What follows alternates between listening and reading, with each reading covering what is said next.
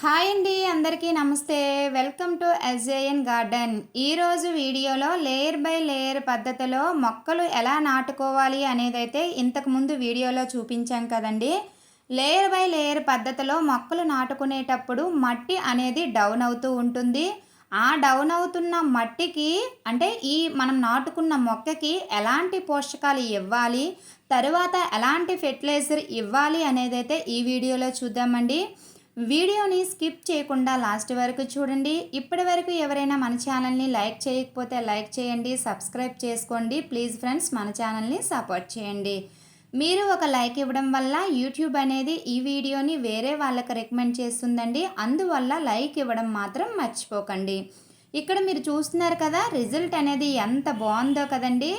ఇంత మంచి రిజల్ట్ రావాలి అనేసి అంటే మనము ఎరువులు అనేవి ఎక్కువగా ఉపయోగించిన అవసరం లేదనమాట. కిచెన్లో వచ్చిన వేస్టేజ్తోనే మనం ఇంత మంచి పంటనైతే పండించుకోవచ్చు. కాకపోతే కొంచెం జాగ్రత్తలు అనేవి తీసుకుంటూ ఉండాలన్నమాట. ఈ పైన వాటర్లా కనిపిస్తుంది కదండి, అది వర్షం అయితే పడలేదు. ఇప్పుడే బయో ఎంజైమ్ అనేది 1 లీటర్కి 5 ml బయో ఎంజైమ్ అనేది వేసి మనం మొక్కలపై స్ప్రే చేస్తూ వచ్చామన్నమాట. ఈ బయో ఎంజైమ్లో మనకి బెల్లం అనేది ఉంటుంది కదా, ఈ బెల్లంని సాయంత్రం పూట స్ప్రే చేసినట్లయితే ఈ బెల్లం తీపిగా ఉంటుంది కదా, ఈ తీపి పదార్థానికి తేనెటీగలు అనేవి వచ్చి పాలినేషన్ జరిగి మనకి పిందెల రూపంలో మారుతూ ఉంటాయి. అందువల్ల బయో ఎంజైమ్ అనేది చాలా బాగా ఉపయోగపడుతుంది. ఒకవేళ బయో ఎంజైమ్ని ఎలా తయారు చేసుకోవాలో తెలియని వాళ్ళు మన ఛానల్లో వీడియోస్ అనేవి ఉన్నాయి, చూడండి. ఇక్కడ మనము ఈ పచ్చిమిర్చి మొక్కల్ని లేయర్ బై లేయర్ పద్ధతిలో అయితే నాటుకున్నాము. మీ అందరికీ గుర్తుండే ఉంటుంది కదండి. లేయర్ బై లేయర్ పద్ధతిలో మనం నాటుకున్న తర్వాత మొక్క అనేది పైకి పెరుగుతున్న కొద్దీ కూడా మనము కంపోస్ట్ అనేది ఇస్తూ ఉండాలి. మన దగ్గర కంపోస్ట్ అంటే కిచెన్ కంపోస్ట్ లేదు, పశువుల ఎరువు లేదు, వర్మీ కంపోస్ట్ కూడా లేదు. అలాంటప్పుడు మనం మొక్కను పెంచాలి అనుకునే వాళ్ళకి ఈ వీడియో చాలా బాగా ఉపయోగపడుతుంది. ఇక్కడ మనము రైతులు ఎలా అయితే మొక్కకి గొప్పు అనేది తవ్వుతారో మనం మొక్కలకు కూడా మట్టిని లూజ్ చేస్తూ ఉండాలి.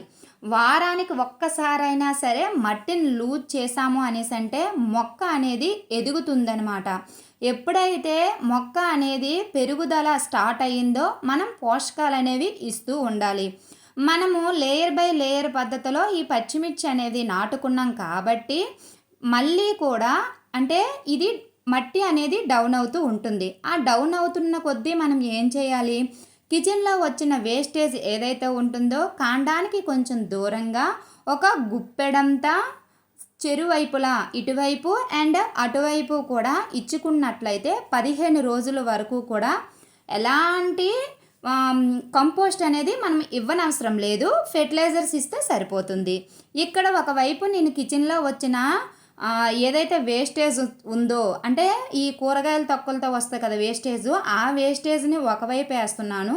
ఒకవైపు ఏమో మిగిలిపోయిన అన్నం ఉంటుంది కదండి, ఆ అన్నాన్ని కూడా నేను బయట పడేయటం లేదు, మొక్కలకే యూజ్ చేసుకుంటున్నాను. ఆ అన్నము ఒక పిడికెడంత అయితే సరిపోతుంది, ఎక్కువ కూడా ఇవ్వకండి. ఒక పిడికెడంత అన్నము ఒకవైపు ఇచ్చుకొని దానిపైన పసుపు లేదా మీరు నీమ్ కేక్ పౌడర్ ఉంటుంది కదా, ఆ పౌడరు, పసుపు లేదు అంటే నీమ్ కేక్ పౌడరు, ఈ రెండింటిలో ఏదైనా పర్వాలేదు. ఒక స్పూన్ అంతా తీసుకొని ఏదైతే కిచెన్ వేస్ట్ తర్వాత అన్నము ఇరువైపులా వేసాం కదా, వేసిన తర్వాత మట్టితో అయితే కవర్ చేసేసిన తర్వాత ఈ రెండింటిలో ఏదైనా సరే పైన మట్టిపై జల్లడం మాత్రం మర్చిపోకండి. ఎందుకు జల్లాలి అనేసి అంటే మనకి ఫంగస్ అనేది తొందరగా వచ్చేస్తుంది. ఆ ఫంగస్ అనేది రాకుండా ఈ పసుపు లేదా నీమ్ కేక్ పౌడర్ అనేది చాలా బాగా ఉపయోగపడుతుంది. ఇలాగా మీరు వేసేయండి. కిచెన్లో వచ్చిన వేస్టేజు అన్నము వేసేసుకున్న తర్వాత దానిపైన మీరు మట్టితో కవర్ చేసుకొని ఆ మట్టి పైన పసుపు లేదు అనేసి అంటే నీమ్ కేక్ పౌడరు, ఈ రెండిటిలో ఏదైనా పర్వాలేదు జల్లేసుకొని వాటర్ పోసేసుకొని అట్లా వదిలేశారు అనేసి అంటే 15 రోజుల కల్లా కూడా అది కంపోస్ట్ లాగా తయారైపోతుంది. మన మొక్కకి కావలసిన ఎన్‌పీకే వంటి పోషకాలను మొక్కకు అందిస్తూ ఉంటుందన్నమాట. మొక్క కూడా హెల్తీగా పెరుగుతుంది. ఇది ఒక్కటే ఇస్తే సరిపోతుందా? మనం ఏ ఫెర్టిలైజరు ఇవ్వనవసరం లేదా అనేసంటే ఫెర్టిలైజర్స్ కూడా ఇస్తూ ఉండాలండి. ఇచ్చినప్పుడే రిజల్ట్ అనేది చాలా బాగుంటుంది. అలాంటి ఫెర్టిలైజరే ఈరోజు ఒకటి చూద్దామండి. ఆ ఫెర్టిలైజర్ జీరో కాస్ట్ ఫెర్టిలైజర్ అనమాట. చాలా ఈజీగా తయారు చేసుకోవచ్చు. ఆ ఫెర్టిలైజర్ ఎలా తయారు చేసుకోవాలి అని తెలుసుకోబోయే ముందు ఇక్కడ మనకి వంగ మొక్కలు కూడా ఉన్నాయి. ఈ వంగ మొక్కలకు కూడా సేమ్ అదే ప్రాసెస్ని మనం చేసేద్దాము. ఇక్కడ పండిపోయిన ఆకులు ఏవైతే ఉన్నాయో వంగ మొక్కలకి తీసేసుకోవాలి అండి. తీసేసుకున్న తర్వాత సేమ్ వీటికి కూడా మట్టిని కొంచెం లూజ్ చేస్తూ కిచెన్లో వచ్చిన కంపోస్ట్ని ఒకవైపు వేసుకొని మట్టితో కవర్ చేసుకొని దానిపైన పసుపు లేదా నీమ్ కేక్ పౌడర్ని జల్లిసుకున్నట్లయితే మనకి కంపోస్ట్ అయిపోతుంది. మొక్కకు కావలసిన పోషకాలన్నీ కూడా అందిస్తూ ఉంటుంది.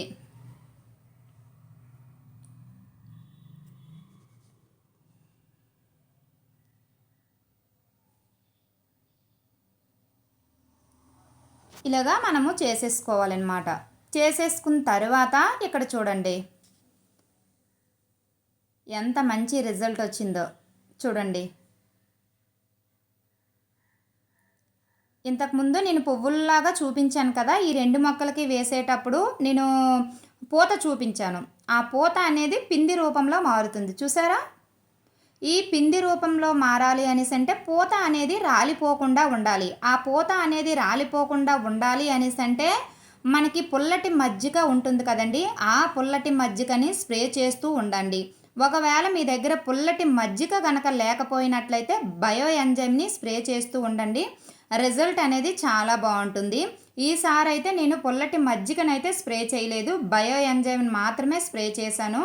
నాకైతే బయో ఎంజైమ్ అనేది చాలా బాగా మంచి రిజల్ట్ వచ్చిందనమాట. చూసారా, ఇంతకుముందు నేను అన్నము అండ్ ఏమేసాను, ఈ అరటికాయల తొక్కలు ఉంటాయి కదా, అరటికాయల తొక్కలు అనేవి వేసాను అనమాట. చూసారా అన్నం అనేది ఎంత ఫాస్ట్గా కంపోస్ట్ అవుతుందో.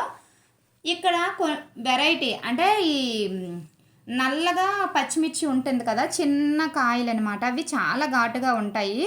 వేరే వాళ్ళ దగ్గర నుంచి ఒక చిన్న కాయ అయితే తీసుకొని వచ్చి నేనైతే నారు అయితే పోసుకొని మొక్కలు వచ్చిన తర్వాత నాటుకోవడం అయితే జరిగింది. ఈ కాయలు మీరు చూసారు కదా, చిన్న కాయలు వస్తాయి. ఈ మొక్కలకు కూడా సేమ్ ప్రాసెస్ అనమాట. ఇప్పుడు ఫెర్టిలైజర్ అనేది ఏ విధంగా తయారు చేసుకుందామో చూద్దాము. దీనికి కావాల్సినవి ఏం లేవండి. ఒక గుడ్డు, తర్వాత మనకి వేప నూనె ఉంటుంది కదా, వేప నూనె. మీ దగ్గర వేప నూనె తీసుకుంటే ఇంకా మంచిది. మా దగ్గర వేప నూనె లేదు అని అనుకున్న వాళ్ళు ఏం చేస్తారు అనేసి అంటే మనకి కిచెన్లో వచ్చిన వేస్టేజ్ ఆయిల్ ఉంటుంది కదా, గుడ్లు ఫ్రై చేసిన ఆయిల్ లేదు అనేసి అంటే చికెన్ని ఫ్రై చేసిన ఆయిల్ ఉంటుంది కదా, ఆ ఆయిల్ అయినా తీసుకున్న ప్రాబ్లం ఏంటి లేదండి. ఒక గుడ్డుకి ఒక చిన్న గ్లాసు, హాఫ్ గ్లాసు మనము ఆయిల్ అయితే తీసుకుంటున్నాం. ఇక్కడ నేను గుడ్డి లోపల ఉండే సొన మాత్రమే తీసుకుంటున్నాను, పైన పెంకులు అయితే తీసుకోవటం లేదు. మీరు పైన పెంకులతో సహా మీరు తీసేసుకోండి. నేనెందుకు పైన పెంకులు తీసుకోవట్లేదు అనేసి అంటే పచ్చిమిర్చి మొక్కలకి మీరు చూసారు కదా, ఆల్రెడీ నేను నా కిచెన్లో వచ్చిన ఏవైతే గుడ్డు పెంకులు ఉంటాయో ఆ పెంకుల్ని నేను ఏ రోజుకి వచ్చిన పెంకుల్ని ఆ రోజైతే మొక్క మొదట్లో వేసేస్తున్నాను. కాబట్టి ఇక్కడ పెంకుల్ని అయితే తీసుకోవట్లేదు.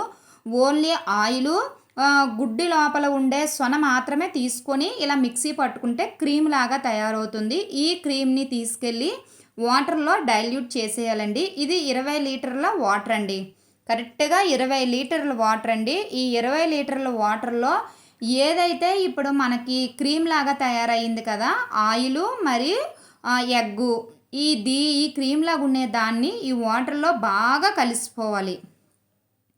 మనం ఇది కలవడానికి కొంచెం టైం పడుతుంది, కానీ చేత్తో కొంచెం కలిపేసుకుంటే ఒక 10 నిమిషాల్లో కలిసిపోతుంది.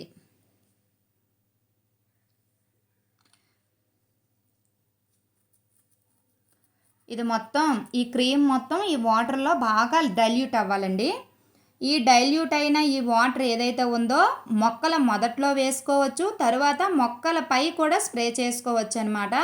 మొక్కలపై స్ప్రే చేసుకుంటే అది ఒక పురుగు మందులాగా పనిచేస్తుంది. మొక్కల మొదట్లో వేసుకున్నట్లయితే మొక్కకు కావలసిన పోషకాలన్నీ కూడా ఇది ఏదైతే ఈ జీరో కాస్ట్ ఫెర్టిలైజర్ ఉందో ఈ ఫెర్టిలైజరు మొక్కకు కావలసిన పోషకాలన్నీ ఇస్తుందన్నమాట. ఇందులో కాల్షియం అనేది ఎక్కువగా ఉంటుందండి. అంటే మీరు గుడ్డు పెంకుతో కనుక వేసుకున్నట్లయితే ఈ గుడ్డు పెంకులలో కాల్షియం అనేది అధికంగా ఉంటుంది. మొక్కల వేర్లు బలంగా ఉండడానికి అంటే టమాటాలు లేదా మిరపకాయలు వంటి వాటికి ఇది చాలా బాగా ఉపయోగపడుతుంది ఈ ఫెర్టిలైజరు. అంటే ఈ టమాటాలకి తర్వాత ఈ పచ్చిమిర్చికే ఈ ఫెర్టిలైజర్ ఇవ్వాలా అనేది ఏం లేదండి. మన ఆకుకూరలకు ఇచ్చుకోవచ్చు, పసుపుకి ఇచ్చుకోవచ్చు, అన్ని మొక్కలకి మీ దగ్గర ఏ మొక్కలుంటే ఆ మొక్కలకి ఇచ్చుకొని మొక్కలపై కూడా స్ప్రే చేయండి. అలా స్ప్రే చేసినట్లయితే మొక్కలపై ఉండే మనకి చిన్న చిన్న పురుగులు ఉంటాయి కదా, ఆ పురుగులన్నీ రాకుండా ఈ ఫెర్టిలైజర్ అనేది ఒక పురుగు మందులాగా పనిచేస్తుంది. తరువాత మొక్కల మొదట్లో వేయడం వల్ల మొక్కకు కావలసిన పోషకాలన్నీ కూడా ఈ ఫెర్టిలైజర్ అనేది అందజేస్తూ ఉంటుంది. మొక్కల యొక్క వేర్లు ఏవైతే ఉన్నాయో అవి దృఢంగా ఉండడానికి, కాండం అనేది దృఢంగా ఉండి మొక్క అనేది చూడండి మనకి ఇక్కడ దగ్గరగా మనం ఆకుకూరలు అనేవి వేసాం కదా, అవన్నీ కూడా పడిపోకుండా ఉంటాయన్నమాట. అంటే కాండం అనేది కొంచెం స్ట్రాంగ్గా ఉంటుంది ఈ ఫెర్టిలైజర్ల వల్ల. ఇక్కడ ఆ మొక్కకి ఈ మొక్క కాదండి, అన్ని మొక్కలకి కూడా ఈ ఫెర్టిలైజర్ అనేది ఇచ్చేసుకోవచ్చు. ఈ ఫెర్టిలైజర్ అనేది మనము ఫర్మెంటేషన్ చేసి ఇచ్చుకోవచ్చా అనేసి అయితే అనుకోకండి. ఎందుకు అనేసి అంటే ఫర్మెంటేషన్ చేసి గనక ఈ ఫెర్టిలైజర్ని గనక ఇస్తే మాత్రం బ్యాడ్ స్మెల్ అనేది వచ్చేస్తుంది. దీనివల్ల ఎలుకలు, చీమలు తర్వాత ఇతర కీటకాలు అనేవి మొక్కల వద్దకు చేరి మొక్కల్ని నాశనం చేస్తాయి అన్నమాట. తర్వాత మనకు కూడా చాలా చండాలమైన వాసన అనేది వస్తుంది. ఇలాగ ఎప్పటికప్పుడు మీరు తయారు చేసుకొని వారానికి 2 సార్లు గనక మొక్కల మొదట్లో గనక ఇచ్చినట్లయితే మొక్కలపై గనక మీరు స్ప్రే చేసినట్లయితే రిజల్ట్ అనేది ఈ విధంగా ఉంటుంది. నేను ఫస్ట్ చూపించాను కదా రిజల్ట్, అదే రిజల్ట్ అనమాట. అంటే నేను ఇంత ప్రాసెస్ చేస్తేనే ఇంత మంచి రిజల్ట్ వచ్చింది. మనకి ఈ చెట్టుని అంటే ఈ పచ్చిమిర్చి మొక్కను మీరు గమనించినట్లయితే ఒకవైపు పచ్చగా తరువాత ఒకవైపు పసుపుగా ఉంది చూసారా. కానీ స్టార్టింగ్లో మనము అంటే ఈ మొక్కకి కొంచెం దూరంగా మనం కిచెన్ వేస్టేజ్ వేసినప్పుడు మీరు మొక్కను గమనించినట్లయితే మొక్క మొత్తం ఎల్లో కలర్గా ఉండేది చూసారా. కానీ ఇప్పుడు ఒక మొక్క అదే అంటే ఆ మొక్కకి వన్ సైడు గ్రీన్ కలర్ లాగా ఉంది, వన్ సైడ్ ఎల్లో కలర్గా ఉంది. దీనికి రీజన్ ఏంటి అనేసి అంటే మనము ఏదైతే మనం ఈ బయో ఎంజైమ్ అనేది స్ప్రే చేస్తూ వచ్చాం కదండి, అది మాత్రం చాలా బాగా పనిచేసింది. ఈ ఏవైతే ఆకులు అనేవి మనకి ఎల్లోయిష్గా వచ్చాయో అవన్నీ కూడా గ్రీన్ కలర్ లాగా మారుతూ వస్తున్నాయన్నమాట. ఇలా రావడానికి మనకి చిట్కాలు అనేవి పాటిస్తూ ఉండాలి, కొంచెం కేర్ అనేది తీసుకుంటూ ఉన్నాము అనేసి అంటే రిజల్ట్ అనేది ఈ విధంగా ఉంటుంది. ఇది ఇవాల్టి వీడియో అండి. ఈ వీడియో మీకు నచ్చిందని అనుకుంటున్నాను. ఒకవేళ ఈ వీడియో కనుక మీకు నచ్చినట్లయితే ప్లీజ్ లైక్ చేయండి, ప్లీజ్ సబ్స్క్రైబ్ చేసుకోండి, ప్లీజ్ ఫ్రెండ్స్ మన ఛానల్ని సపోర్ట్ చేయండి. మంచి వీడియోతో మళ్ళీ కలుద్దాం. అంతవరకు బాయ్ ఫ్రెండ్స్.